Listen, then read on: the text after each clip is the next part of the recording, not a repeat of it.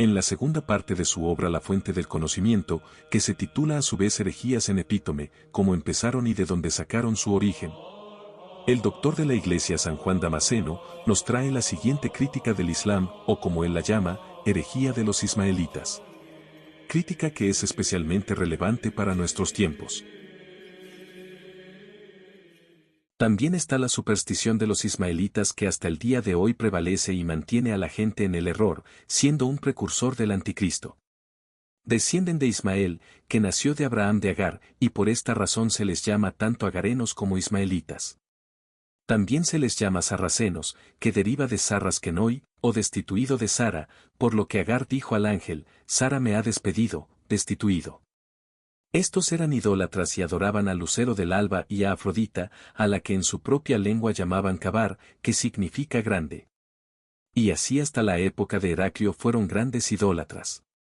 Desde entonces hasta ahora ha aparecido entre ellos un falso profeta llamado Mahoma. Este hombre, después de haber encontrado, por casualidad, el Antiguo y el Nuevo Testamento y también, al parecer, de haber conversado con un monje arriano, ideó su propia herejía. Luego, después de insinuarse a sí mismo, en las buenas gracias de la gente por un espectáculo de aparente piedad, dio a conocer que un cierto libro había sido enviado a él desde el cielo. En este libro había escrito algunas composiciones ridículas y se lo dio como objeto de veneración. Dice que hay un solo Dios, creador de todas las cosas, que ni ha sido engendrado ni ha engendrado. Dice que el Cristo es el Verbo de Dios y su Espíritu, pero que es una criatura y un siervo, y que fue engendrado, sin descendencia, de María la hermana de Moisés y Aarón. Porque, dice, el Verbo y Dios y el Espíritu entraron en María y ella dio a luz a Jesús, que fue profeta y siervo de Dios.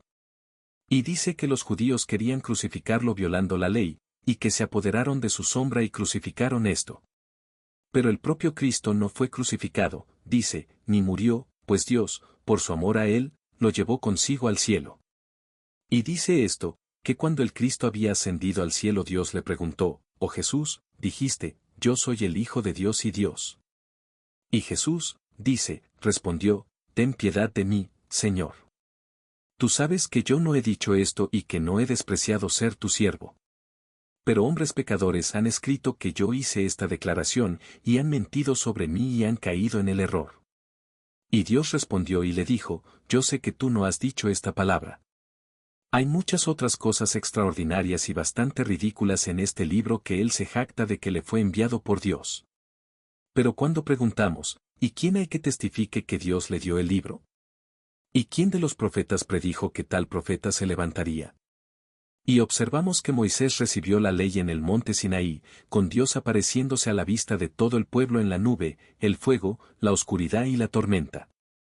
Y decimos que todos los profetas, desde Moisés en adelante, predijeron la venida de Cristo y como Cristo Dios, e Hijo de Dios encarnado, había de venir y ser crucificado y morir y resucitar, y como había de ser el juez de vivos y muertos. Entonces, cuando decimos, ¿cómo es que este profeta suyo no vino de la misma manera, con otros dando testimonio de él? ¿Y cómo es que Dios no presentó a este hombre en tu presencia con el libro al que te refieres, así como le dio la ley a Moisés, con el pueblo mirando y la montaña humeando, para que tú también pudieras tener certeza? Decimos, eso lo sabemos, pero preguntamos cómo llegó el libro a vuestro profeta. Ellos responden que el libro le llegó mientras dormía. Entonces les decimos en broma que, si recibió el libro mientras dormía y no sintió realmente la operación, entonces se le aplica el adagio popular, que dice, me estás haciendo soñar.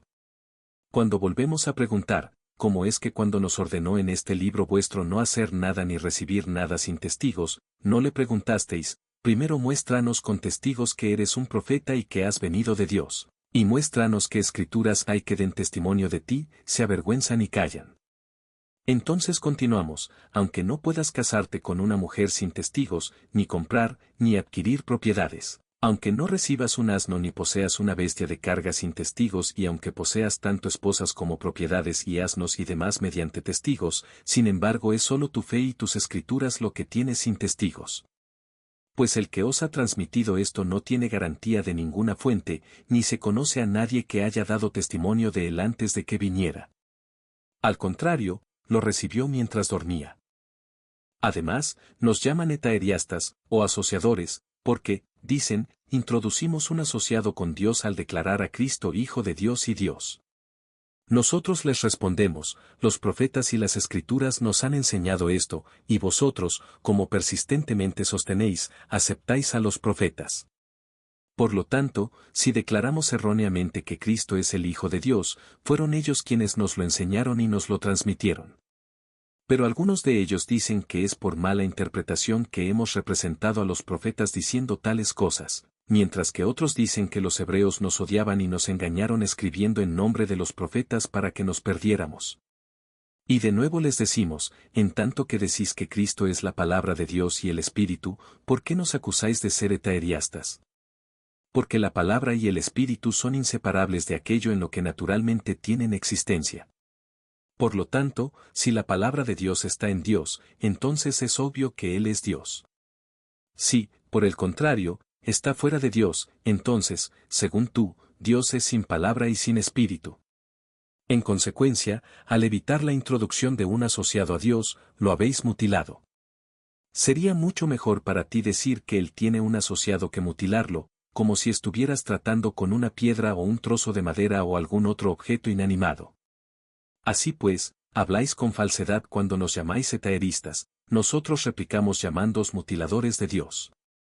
Además, nos acusan de idólatras, porque veneramos la cruz, que ellos abominan. Y nosotros les contestamos, ¿cómo es, entonces, que os frotáis contra una piedra en vuestra cabea y la besáis y abrazáis? Luego algunos de ellos dicen que Abraham tuvo relaciones con Agar sobre ella, pero otros dicen que ató el camello a ella, cuando iba a sacrificar a Isaac.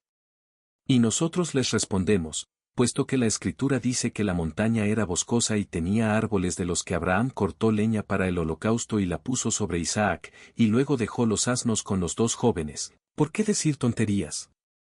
Porque en aquel lugar ni hay espesura de árboles ni paso para los asnos.